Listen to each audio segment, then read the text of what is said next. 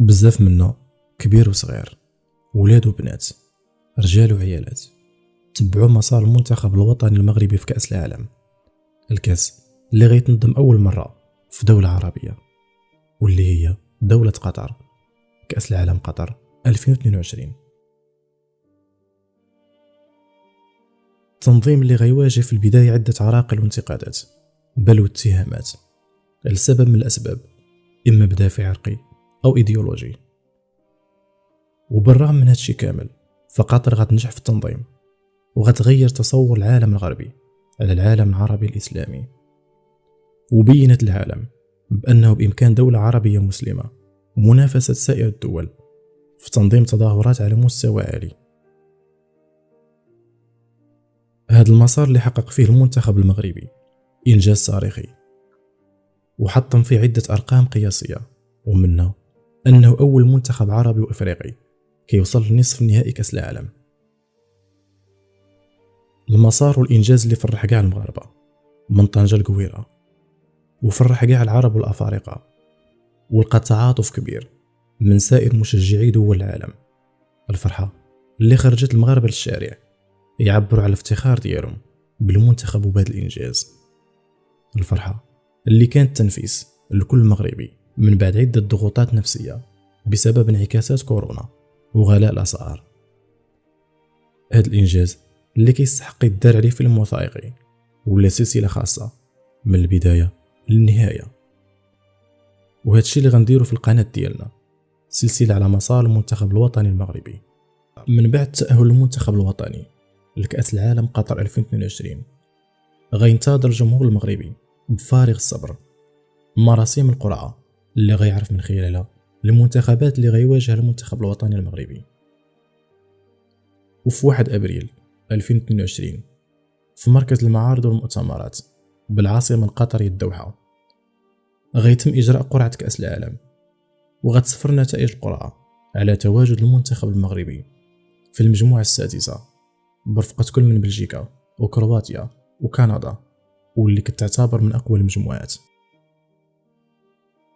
وخلفت هذه القرعة آراء متباينة بالجماهير المغربية، منهم اللي متفائل بظهور مشرف نظرا للمستوى اللي قدمه المنتخب المغربي في النسخة الأخيرة من كأس العالم بروسيا 2018، ومنهم اللي متخوف ومتشائم نظرا للقوة ديال المنتخبات اللي غيواجهها المغرب، بالإضافة للأداء الباهت اللي ظهر به المنتخب الوطني رفقة المدرب وحيد حليلوزيتش. هذا الأخير اللي تلقى عدة انتقادات بسبب الأداء الباهت، وكذلك إبعاد العناصر المهمة في المنتخب كإبعاد النجم حكيم زياش. وفي إطار الاستعدادات لنهائيات كأس العالم غيجري المنتخب الوطني المغربي مقابلة ودية ضد المنتخب الأمريكي بتاريخ 2 يونيو 2022.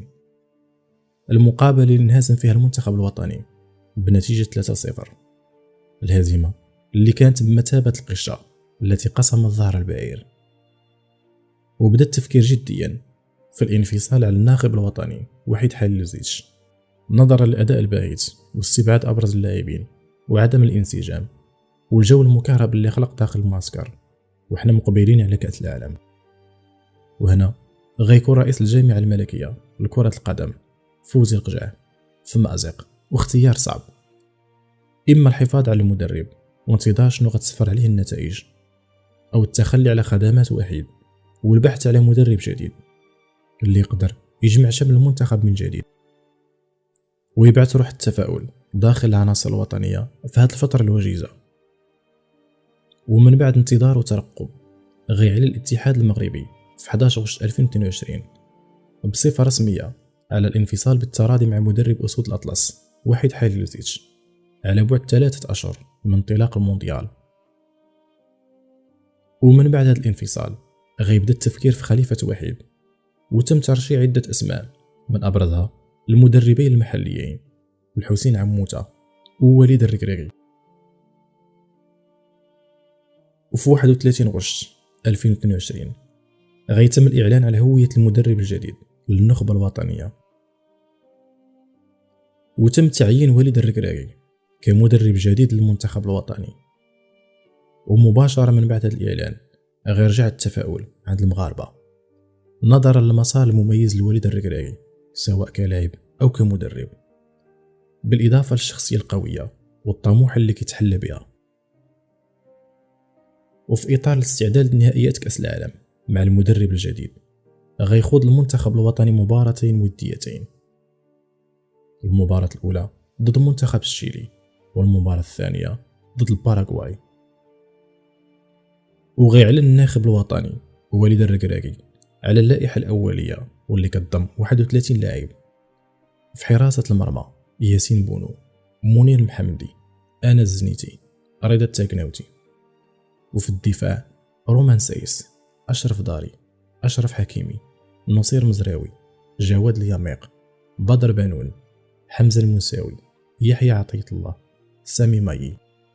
وفي خط الوسط سفيان أمرابط، عز الدين أناعي، سليم أملاح، إلياس شاعر، يونس بالهندا، عبد الحميد صابري، أمين حارث، يحيى جبران. وفي الهجوم حكيم زياش، سفيان بوفال، يوسف النصيري، أيوب الكعبي، ريان مايي، منير الحدادي، زكريا بوخلال، عبد الصمد الزلزولي، سفيان رحيمي، وليد شديرة. اللائحة اللي عرفت عودة أبرز الغائبين سابقا كحكيم زياش ويونس بالهندا، وعرفت تواجد صابري وشديرة أول مرة، بالإضافة لغياب الأكرد بسبب الإصابة، وغياب أبرز مطلب الجماهير المغربية المهاجم عبد الرزاق حمد الله. وغتستمر الاستعدادات إلى حدود يوم المباراة بتاريخ 23 شتنبر 2022، المباراة اللي غتجمع المنتخب المغربي بنظيره الشيلي بمدينة برشلونة على الساعة 8 مساء بالتوقيت المغربي. المباراة اللي كتمثل الظهور الأول للناخب الوطني وليد الركراكي، واللي غيدخل المقابلة بالتشكيل التالي: في حراسة المرمى ياسين بونو، وفي الدفاع أشرف حكيمي، أشرف داري، غانم سايس، نصير مزراوي. وفي الوسط سفيان أمرابط، سليم أملاح، عز الدين أناعي. وفي خط الهجوم حكيم زياش، سفيان بوفال، ويوسف النصيري. غتنطلق صافرة البداية وغتبدا معاه المحاولات من كلا الطرفين، وغيسالي الشوط الأول بالتعادل السلبي 0 لمثله الفريقين معا. وغينطلق الشوط الثاني واللي غيكون هذه المرة أكثر فاعلية، ومن بعد عدة محاولات غيصطاد المنتخب المغربي ضربة جزاء واللي غيحولها سفيان بوفال الهدف التقدم في الدقيقة 66. وغيستمر الأداء الجيد للعناصر الوطنية، الشيء اللي مكنها من تسجيل الهدف الثاني عن طريق البديل عبد الحميد صابري من تسديدة صاروخية في الدقيقة 78. وغتسالي المقابلة بفوز المنتخب المغربي أداء ونتيجة 2-0. هذه المقابلة بالرغم من أنها مقابلة ودية إلا أننا لعبنا ضد منتخب شرس، وهذا الفوز رجع الثقة والروح في صفوف العناصر الوطنية والتفاؤل في صفوف الجماهير المغربية. في يوم الثلاثاء 27 شتنبر 2022 بمدينة إشبيلية غيلعب المنتخب المغربي المباراة الودية الثانية، واللي غتكون هذه المرة ضد منتخب الباراغواي، واللي كتمثل الظهور الثاني للمدرب وليد الركراكي، واللي غيدخل المقابلة بنفس العناصر اللي لعبات ضد الشيلي باستثناء لاعبين اللي دخلوا رسميين في هذه المقابلة، واللي هما أمين حارث وريان مايي. المقابلة اللي كانت صعبة على المنتخب المغربي، خاصة أن منتخب الباراغواي لعب بطريقة دفاعية، وبالرغم من المحاولات العديدة من الطرفين فاللقاء غيسالي بتعادل سلبي 0 لمثله لكلا المنتخبين. وديتين في هذه الظروف ومع مدرب جديد، فالمنتخب كيتعتبر حقق نتيجة إيجابية وأداء مطمئن نوعا ما مقارنة بالمنتخب اللي كان تحت قيادة وحيد حليلوزيتش وبين المنتخب اللي بقيادة وليد الركراكي حاليا. إلا أن التعادل السلبي في المباراة الأخيرة خلى أغلب الجماهير المغربية الضغط على المدرب وليد الركراكي من أجل المناداة على هداف الدوري السعودي المهاجم عبد الرزاق حمد الله، معتقدين أنه غيحل مشكل العقم الهجومي للمنتخب المغربي واللي عانينا منه في السنوات الأخيرة. الشيء اللي خلى وليد الركراكي يشير في التصريحات ديالو الإمكانية تواجد حمد الله مع المنتخب، بشرط أنه يبذل مجهود ويبين في المقابلات القادمة أنه يستحق التواجد. عبد الرزاق هضرت معاه أول حاجة فوالا أون اون بون ديسكوسيون ديجا كان سسبوندي 4 شهور مع الفرقة ديالو، كنا كنستناو نشوفو واش هاد لا سسبونسيون غتسالي. الولد لعب ماتش يمكن دابا شي 4 أيام ولا 5 أيام أو 90 دقائق ديالو، وفحال اللي قلت عبد الرزاق كاين بزاف د اللعابه اللي كيستاهلوا يجيو، هو يقدر يكون منهم يماركي البيوت بحال اللي كان كيدير، ومن بعد غنشوفوا واش يقدر يعاوننا في لو فيوتور. الحق في هاد لا ليست هادي بالنسبه لي كان عندنا 3 اتاكون اللي كانوا بحال اللي قلت لكم، ما بغيتش نبدل بزاف في الجروب. عندنا واحد لاتاكون اللي في باري اللي وليد شيديرا حتى هو غادي مزيان، ماركا 4 بيوت في 5 الماتشات حتى هو بغينا نشوفو. والباب محلوله على اي واحد، كنقولها لكم فوكش فاس دي شوا بحال حمد الله، بحال شفتوا فجر ما كاينش، باركوك ما كاينش، كاين بزاف لاعبين اللي ما كاينينش حتى هما يستاهلوا يكونوا. حق عندنا بوكو دو شوا فير، ولا ديسيزيون ديالي هي عبد الرزاق بور لو مومون ما كانش يقدر يجي معنا اليوم، ونتمناو يكون في المستوى ديالو باش في لو فيوتور يدي بلاصتو حتى هو. حق اليوم او موا عندي لي 4 اتاكون هما لي شوا ديالي. التصريحات اللي كتنم على ان طريقه لعب حمد الله ما كتنسجمش مع الخطه ديال الركراكي وعدم الاقتناع باللاعب، وإلا تمت المنادسه لحمد الله فغيكون الهدف هو ارضاء الجماهير المغربيه فقط وتجنب الضغط والانتقادات الهدامه خلال المونديال.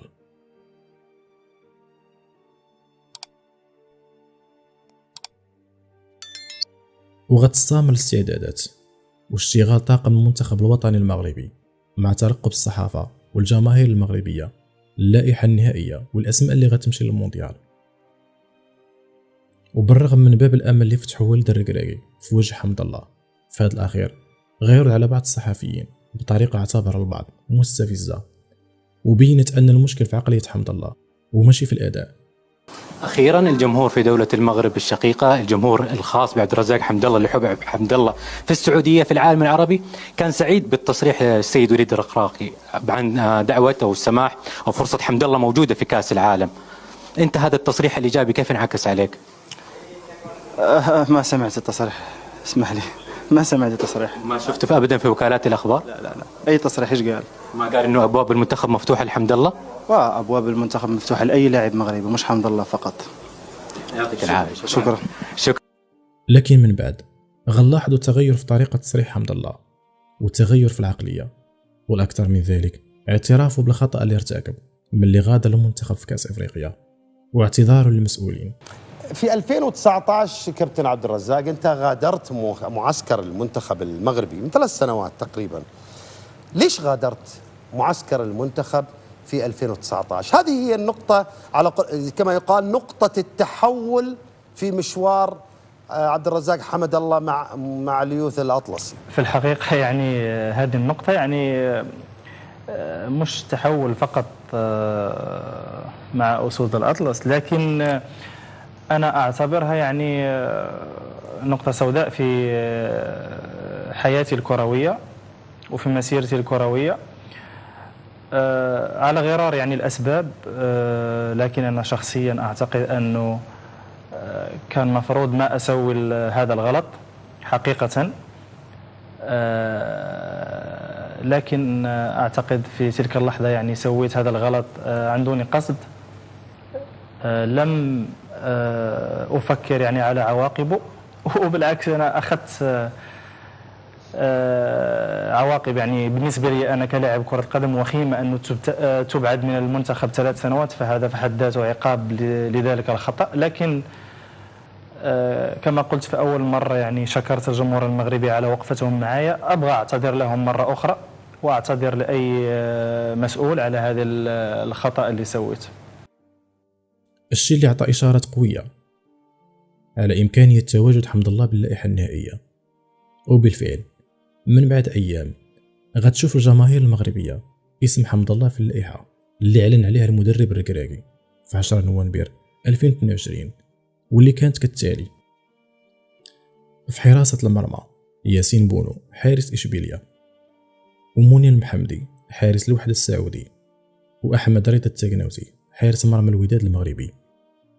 وفي الدفاع أشرف حكيمي لاعب باريس سان جيرمان، ونصير مزراوي لاعب بايرن ميونخ، ونايف أكرد لاعب ويست هام، ورومان سايس لاعب باشكتاش التركي، وأشرف داري لاعب بريس الفرنسي، وجواد اليميق لاعب بلد الوليد الإسباني، ويحيى عطية الله لاعب الوداد، وبدر بانون لاعب قطر القطري.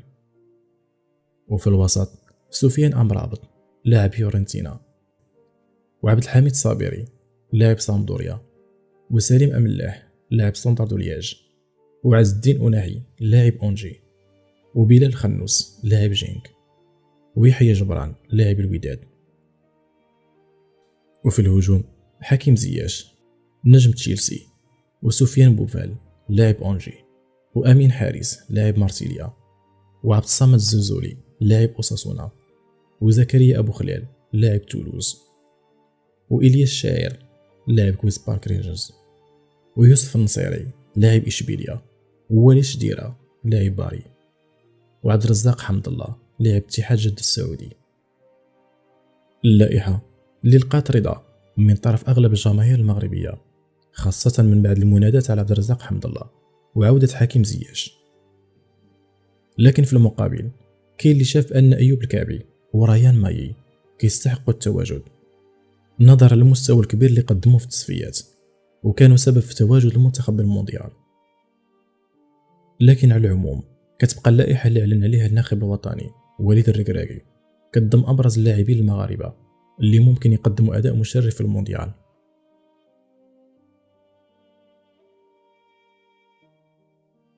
وغتستمر الاستعدادات لكأس العالم بالأسماء اللي تم الإعلان عليها في وسط تفاؤل كبير، خاصة أن المنتخب المغربي كيقود مدرب شاب وطموح وأقرب لعقلية اللاعبين، وكذلك عودة العناصر الوازنة كزياش ومزراوي وحمد الله، بالإضافة لروح المجموعة والأخوة اللي بانت في المعسكر بين كل لاعبين.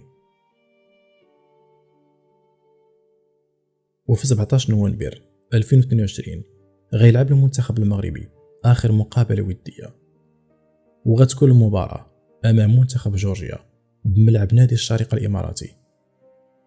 ودخل المنتخب المغربي بالتشكيلة التالية: في حراسة المرمى ياسين بونو، وفي الدفاع حكيمي، عطية الله، أكرد، سايس، وفي الوسط جبران، صابري، وناحي، وفي الهجوم سفيان بوفال وزياش والنصيري. ومن بعد 5 دقائق على انطلاق صافرة البداية غيسجل يوسف النصيري الهدف الأول صالح المنتخب المغربي في مرمى جورجيا، الشيء اللي غيخلي منتخب جورجيا يبحث على هدف التعادل ويخلق عدة فرص. إلا أن المنتخب المغربي غيضيف الهدف الثاني بطريقة عالمية من توقيع النجم حكيم زياش في الدقيقة 29 من زمن المباراة، وغتصبح النتيجة 2-0 لصالح العناصر الوطنية، وهي النتيجة اللي غيسالي بها الشوط الأول. وغتنطلق صافرة الشوط الثاني ومعها محاولات من كلا الطرفين، وفي الدقيقة 72 غيتمكن المنتخب المغربي من إضافة الهدف الثالث عن طريق صاحب الاختصاص سفيان بوفال من ضربة جزاء، وغتصبح النتيجة 3-0 لصالح المنتخب، وهي النتيجة اللي غتسالي بها المقابلة. نتائج إيجابية حققها المنتخب في الاستعدادات، بالإضافة لروح الفريق اللي شفنا في هذه الفترة، الشيء اللي خلى الجماهير المغربية راضية على أداء المنتخب في انتظار الوجه الحقيقي اللي غيظهر به في كأس العالم. سالت مرحلة الاستعدادات، وأكثر حاجة كتخوف الجمهور والمدرب في هذه المرحلة هي لعنة الإصابات.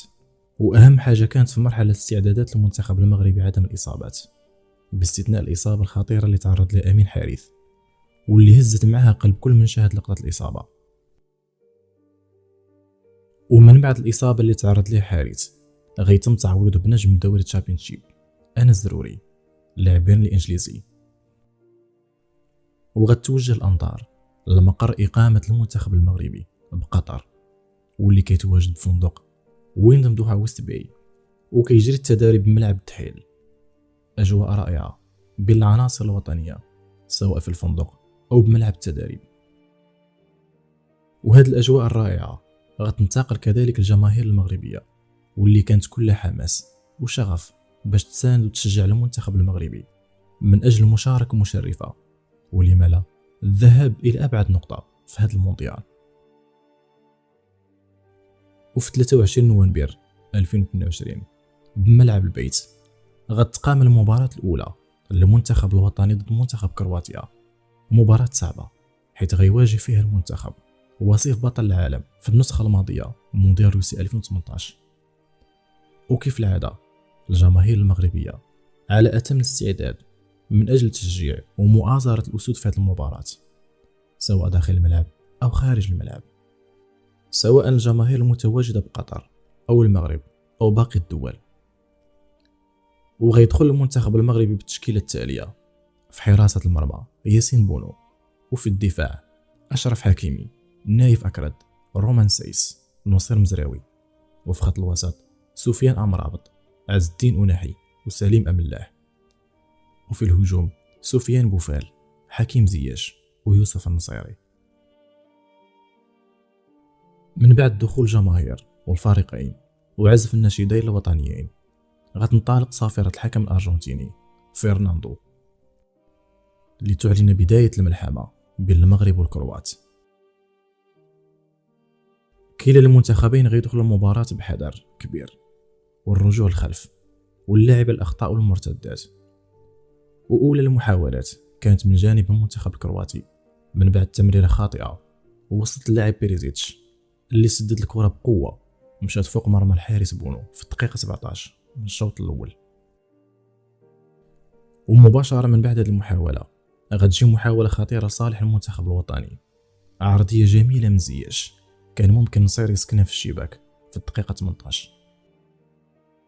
وفي الدقائق الأخيرة من الشوط الأول محاولات خطيرة ومتتالية كان ممكن المنتخب الكرواتي يسجل الهدف الأول لولا استماتة الدفاع وبراعة ياسين بونو. وغتمر هذه المحاولات بسلام وغيسال الشوط الأول بالتعادل السلبي. وغينطلق الشوط الثاني بنفس الإيقاع وبنفس الحذر من الجانبين.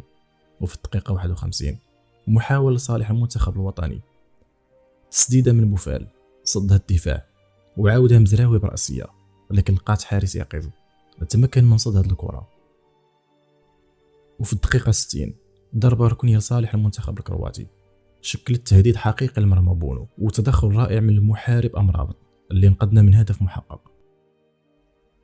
وفي الدقيقة 62 انطلاقة صاروخية الحكيمي من الجهة اليمنى وعرضية جميلة، لكن ملقاش شي لاعب في المكان المناسب من أجل استغلال هذه الكرة وتسجيل الهدف. وفي الدقيقة 65 ضربة خطأ لصالح المنتخب المغربي في مكان مناسب، غيمرر زياش الكرة الحكيمي واللي غيسدد بقوة بعد الحارس الكرواتي ببراعة. وفي الدقيقة 71 ضربة خطأ لصالح المنتخب الكرواتي، غيتنفذ الخطأ وبطريقة انتحارية غيبعد نصيري هاد الكرة اللي كان ممكن تكون هدف. في اللقطة ذكرتنا بالهدف العكسي اللي سجلوا بوحدوز في الدقائق الأخيرة واللي دات الفوز للمنتخب الإيراني بمونديال روسيا 2018. وفي الوقت البدل الضائع من الشوط الثاني ضربة خطأ أخرى لصالح كرواتيا، أعين على التوقيت وأعين على تنفيذ الخطأ وأعين تراقب الحكم من أجل إنهاء المقابلة. وغتلعب هذه الكرة لكن ما غتشكلش خطورة على المنتخب، ومعها غتسالي المقابلة بالتعادل السلبي واللي كان تعادل عادل لكلا المنتخبين، واللي كتعتبر تعادل منصف ونقطة إيجابية للعناصر الوطنية نظرا لظروف المباراة وقوة الخصم. وكانت ارتسامات وتصريحات متباينة للجماهير المغربية بخصوص هذه المقابلة وكذلك اللاعبين والمدرب وبعض الصحفيين. هل أن التعادل هو نتيجة جيدة للمغرب اليوم؟ نعم. أعتقد يمكننا أن نكون سعداء بهذا التعادل، لكن نريد أن نفوز. وينبغي أن نراعي المباراة. أعتقد أن التعادل والنقطة جيدة. المباراة القادمة ضد بلجيكا ستكون مباراة صعبة. ما رأيك؟ ستكون صعبة ولكنها مختلفة. وكنا إذا سنستريح يومين أو ثلاثة ثم سنرى ما هي حظوظ المنتخب المغربي في هذه المجموعة الصعبة. نحن نخوض نخوض مباراة كل بعد أخرى ولو أننا حققنا أداء أفضل. شكرا لك. ما الذي كان ينقصكم اليوم حتى تحققوا نتيجة أفضل؟ بطبيعة الحال إذا لم تفز فمعنى ذلك أنه كان هناك شيء ينقص الفريق.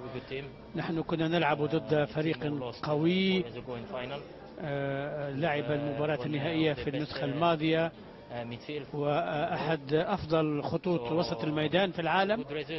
إذا النتيجة جيدة إذا اعتبرنا هذه الأمور، لكن إذا أردت أن تكون أكثر طموحا فعليك أن تقدم أداء أفضل في الهجوم.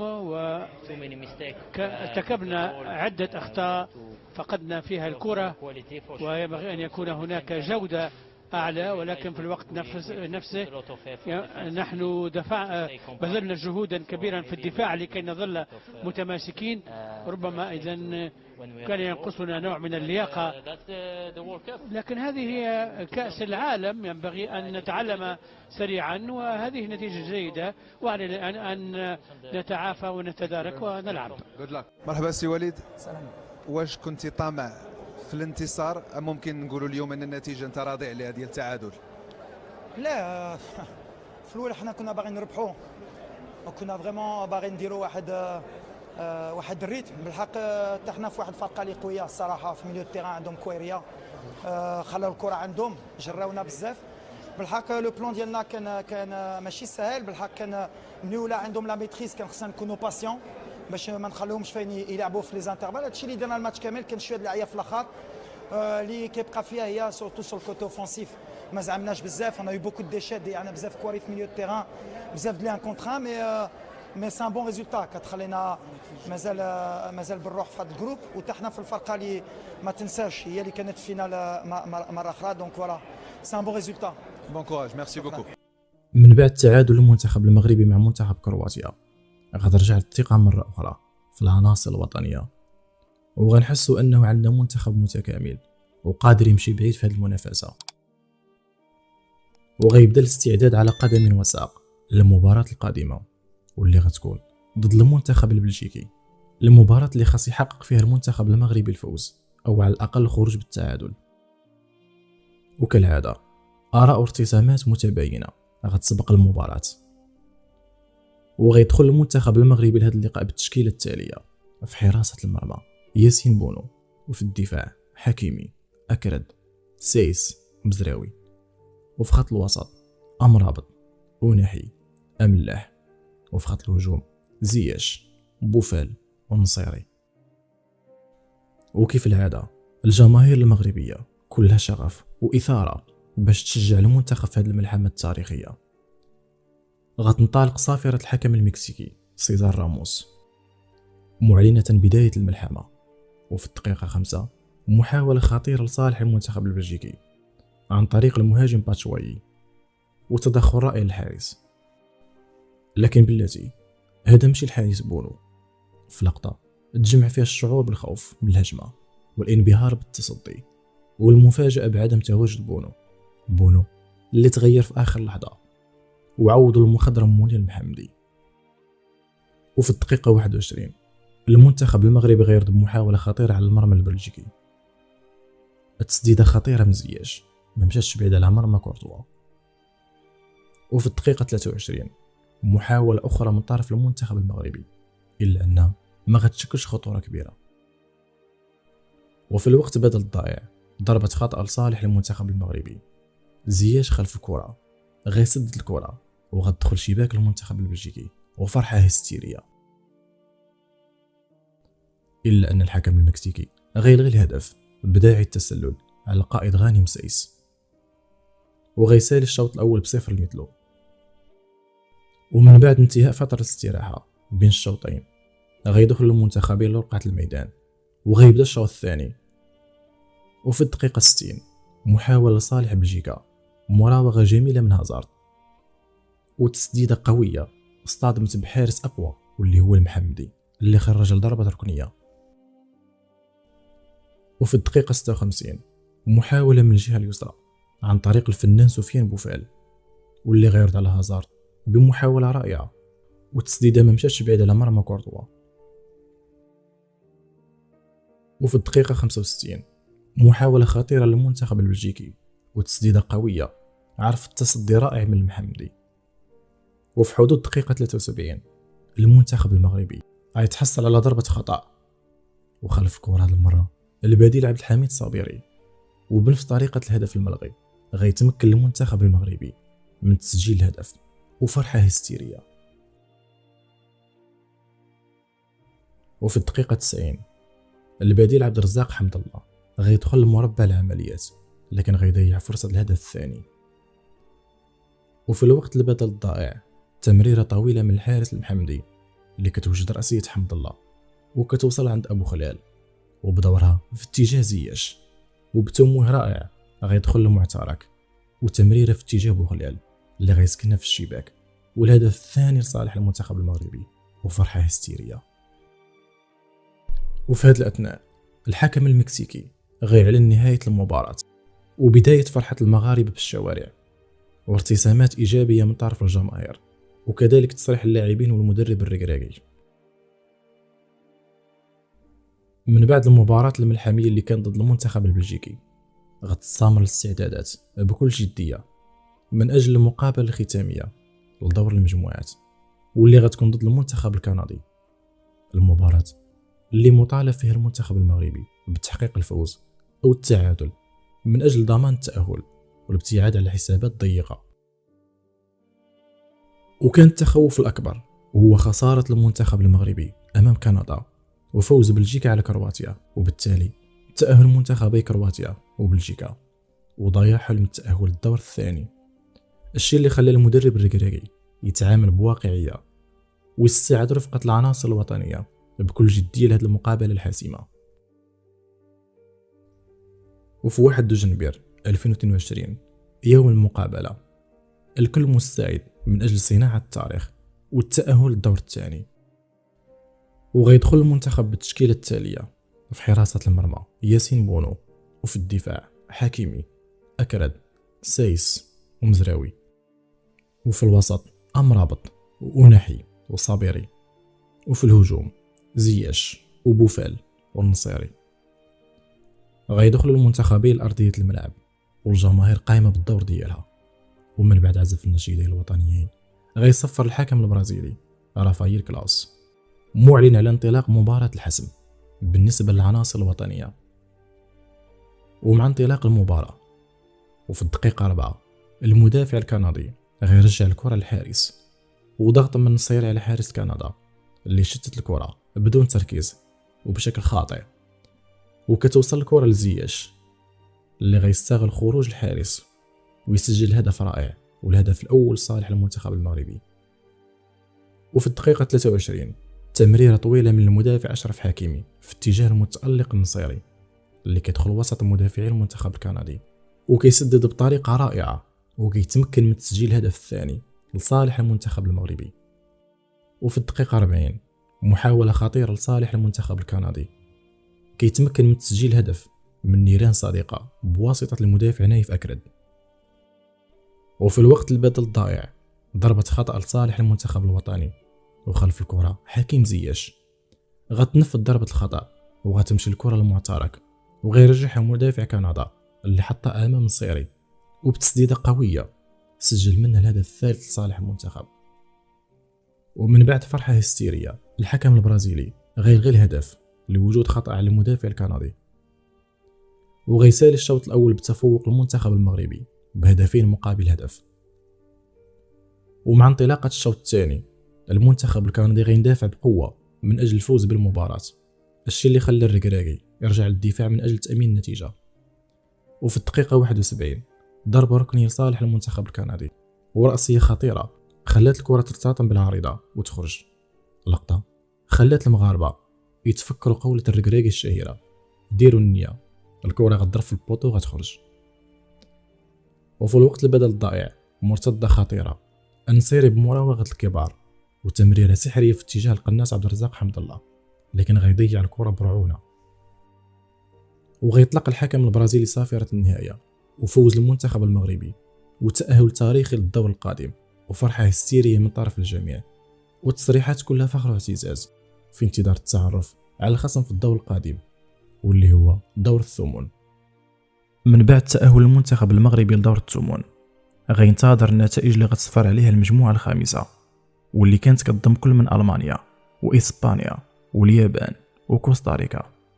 المجموعة اللي عرفت تأهل كل من اليابان وإسبانيا، وبالتالي مواجهة نارية بين المنتخب المغربي والمنتخب الإسباني.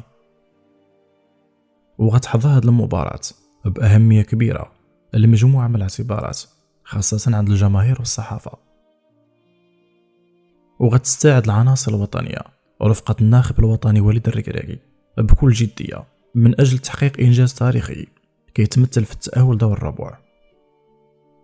وفي استاد جنبير 2022 بملعب المدينة التعليمية غيلعب المنتخب المغربي مباراة ثمن ضد المنتخب الإسباني.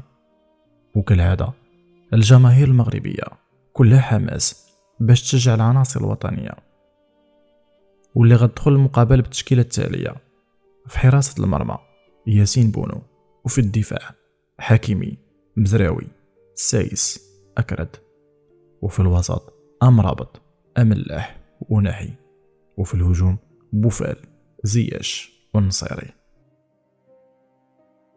وغتنطلق صافرة الحكم الأرجنتيني فرناندو معلنة بداية الملحمة. وفي الدقيقة 12 ضربة خطأ لصالح المنتخب المغربي، حكيمي خلف الكرة وغينفذ الخطأ بتسديدة قوية لكن غتمشي فوق المرمى. وفي الدقيقة 33 تسديدة قوية من مزراوي كيصد الحارس الإسباني أوناي سيمون.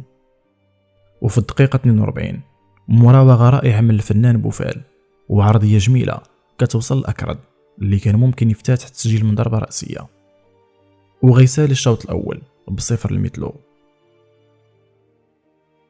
وفي الدقيقة 54 ضربة خطأ لصالح إسبانيا، أسينسيو غيمر الكرة لأولمو واللي بدوره غيتسدد بقوة وتصدي خرافي من ياسين بونو.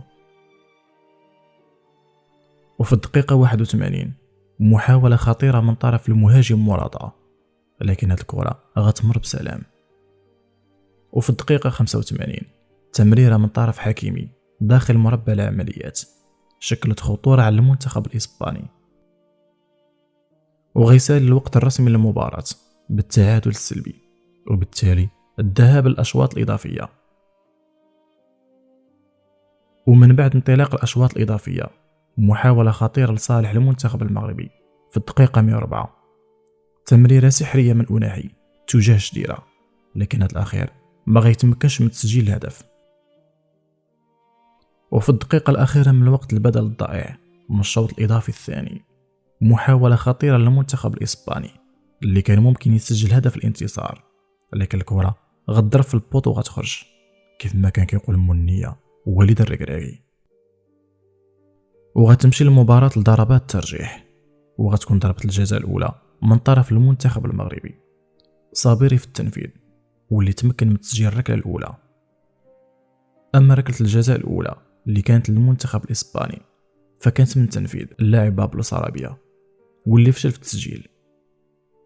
أما الركلة الثانية للمنتخب المغربي فكانت من تنفيذ زياش واللي تمكن من التسجيل بقوة. أما الركلة الثانية للمنتخب الإسباني فكانت من تنفيذ اللاعب سولير وتمكن ياسين بونو من صد هذه الكرة. أما الركلة الثالثة للمنتخب المغربي فكانت من تنفيذ بدر بانون اللي فشل في تسجيلها. أما الركلة الثالثة للمنتخب الإسباني فكانت من تنفيذ بوسكيتس واللي فشل في تسجيلها. أما الركلة الرابعة فكانت من تنفيذ المتألق حكيمي واللي تمكن من تسجيلها بطريقة هادئة ورائعة، وانتصار تاريخي للمنتخب المغربي على المنتخب الإسباني، وفرحة هستيرية من طرف الجميع. من بعد الفوز التاريخي على المنتخب الإسباني غيزيد الحلم يكبر هاد المرة، وغيبدا الاستعداد لمباراة دور الربع من أجل تحقيق الفوز والتأهل للمربع الذهبي. وفي 10 دجنبر 2022 بملعب ثمامة غيلعب المنتخب المغربي مباراة الربع ضد المنتخب البرتغالي، المباراة اللي كانت مناسبة للثار من الخسارة ضد نفس المنتخب في مونديال روسيا 2018.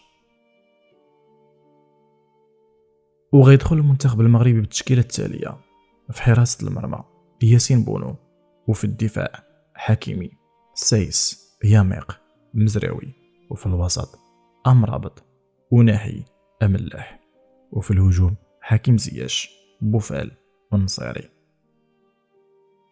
وغتنطلق صافرة الحكم الأرجنتيني فاكوندو اللي تعلن بداية المقابلة. وفي الدقيقة 4 محاولة خطيرة لصالح المنتخب البرتغالي، عرضية من الجهة اليمنى ورأسية فيليكس كيبعد بونو براعة. وفي الدقيقة 42 هجمة لصالح المنتخب المغربي، عرضية جميلة من المتألق يحيى عطية الله ورأسية ولا أروع من النصيري، والهدف الأول صالح المنتخب المغربي، وفرحة هستيرية. وفي الوقت البدل الضائع من الشوط الأول تمريرة في اتجاه عطية الله، وفرصة خطيرة كان ممكن تكون هدف لولا تسرع عطية الله، وغيسالي الشوط الأول بتفوق المنتخب المغربي ب1-0. ومن بعد 4 دقائق على انطلاق الشوط الثاني غيتحصل المنتخب المغربي على ضربة خطأ، زياش خلف الكرة وغيتنفذ الخطأ، وكان ممكن يتسجل الهدف الثاني. وفي الدقيقة 82 جبران بإبعاد خاطئ وغتوصل الكرة لرونالدو اللي غيحطها أمام فيليكس، وتسديدة قوية بعدها العنكبوت بونو براعة. وفي الوقت البدل الضائع تمريرة طويلة في اتجاه دون كريستيانو رونالدو، وتسديدة قوية تمكن من صدها كذلك الحارس بونو. وفي الدقيقة 6 من الوقت البدل الضائع تشتيت الكرة من طرف عطية الله، كتمشي في اتجاه أبو خلال اللي حاول يرفع الكرة على الحارس، لكن غيضيع فرصة قتل المباراة. لكن لحسن الحظ الحكم غيصفر على نهاية المقابلة وفوز المنتخب المغربي، وفرحة هستيرية بالتأهل للمربع الذهبي. من بعد المقابلة التاريخية والإنجاز التاريخي للمنتخب المغربي غيتم الاستعداد لمباراة نصف النهائي بالرغم من الإرهاق والإصابات اللي كانت في صفوف المنتخب المغربي. وفي 14 دجنبر بملعب ستاد البيت غيلعب المنتخب المغربي مباراة النصف ضد المنتخب الفرنسي، وعينوا على تحقيق الانتصار والتأهل لنهائي كأس العالم. وغيدخل المنتخب المغربي بالتشكيلة التالية: في حراسة المرمى ياسين بونو، وفي الدفاع حكيمي، مزراوي، سايس، داري، لياميق، وفي الوسط سفيان أمرابط وأوناحي، وفي الهجوم سفيان بوفال وزياش والنصيري. وكالعادة الجماهير المغربية كلها حماس باش تشجع المنتخب المغربي. ومن بعد 5 دقائق على انطلاق المباراة تمريرة في اتجاه غريزمان وتسديدة من بابي، وكتوصل الكرة عند تيو اللي تمكن من إسكال الكرة في الشباك، وهدف التقدم لصالح المنتخب الفرنسي. وفي الدقيقة 9 انسلال رائع من أوناحي وتسديدة قوية تمكن من إبعاد الحارس لوريس. وفي الدقيقة 17 تمريرة طويلة اتجاه جيرو وتسديدة قوية صدتها العارضة. وفي الدقيقة 44 ضربة ركنية لصالح المنتخب المغربي، وضربة مقصية رائعة من الياميق كان ممكن تكون هدف التعادل، وغيسالي الشوط الأول بتقدم المنتخب الفرنسي ب1-0. وفي الشوط الثاني في الدقيقة 79 محاولة خطيرة لصالح المنتخب الفرنسي، جاء منا الهدف الثاني عن طريق البديل موالي من أول لمسة. وغتسالي المقابلة بفوز المنتخب الفرنسي وضايع حلم الوصول للنهائي للمنتخب المغربي.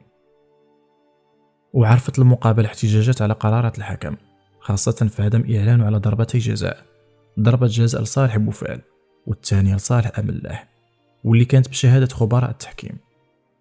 وقدم الاتحاد المغربي لكرة القدم احتجاج رسمي للفيفا على خلفية هذه القرارات اللي اتخذ الحكم راموس ضد المنتخب المغربي.